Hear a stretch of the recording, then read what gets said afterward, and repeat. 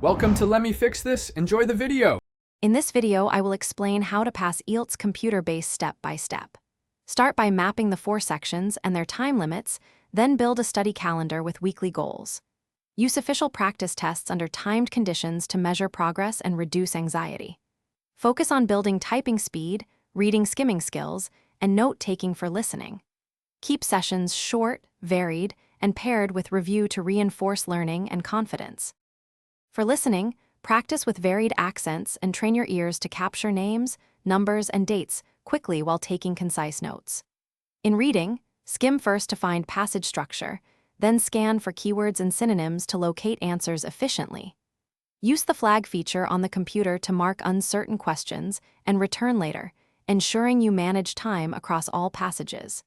These habits cut wasted time and improve accuracy under exam conditions. Approach writing by planning quickly. Outline an introduction, 2 support paragraphs, and a concise conclusion before typing.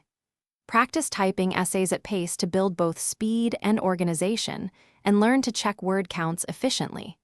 For the speaking section, simulate responses and record yourself to improve fluency, pronunciation, and coherence while staying on topic. Focus on linking phrases and examples to make answers sound natural and confident during the test.